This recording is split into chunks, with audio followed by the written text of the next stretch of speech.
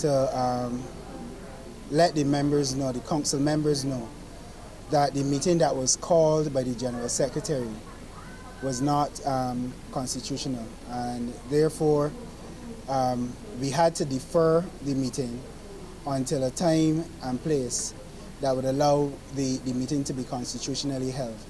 I told the members here that I am not against anybody discussing anything.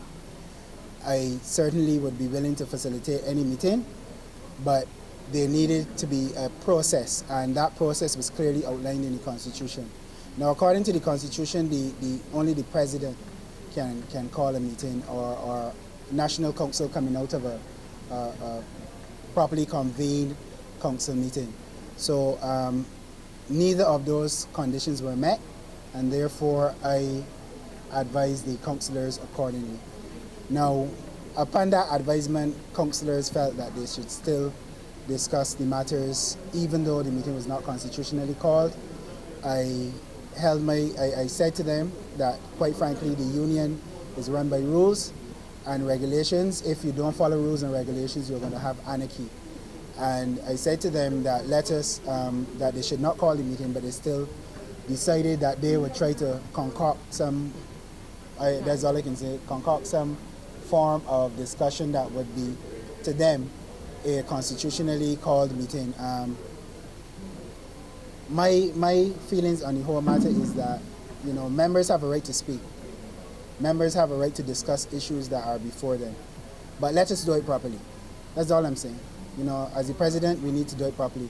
The other thing that I wanted to mention as well is that there was an item on the agenda that spoke to what is to be discussed at the level of general conference.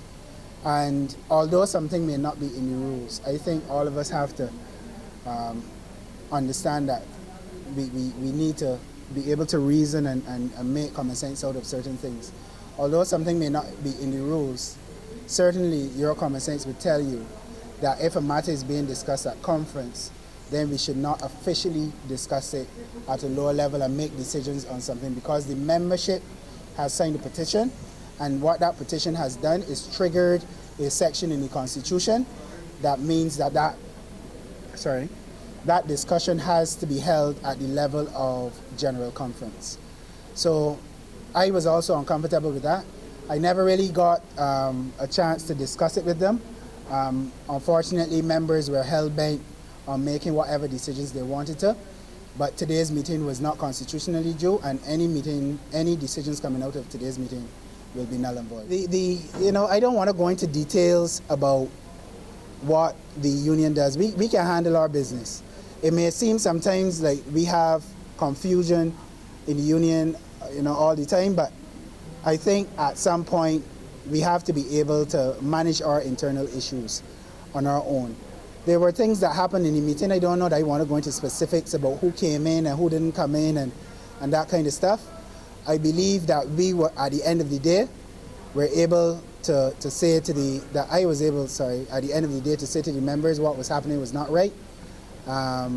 Nobody was injured. Nobody was physically fighting any person or anything. It was purely a verbal war, and you know, the trade union is really known for that. We have those robust kind of discussions sometimes, but unfortunately, it went beyond what we are normally accustomed to, and we were able to my mind, I was able to tell the councillors what my thoughts were, and they were able to tell me what theirs were.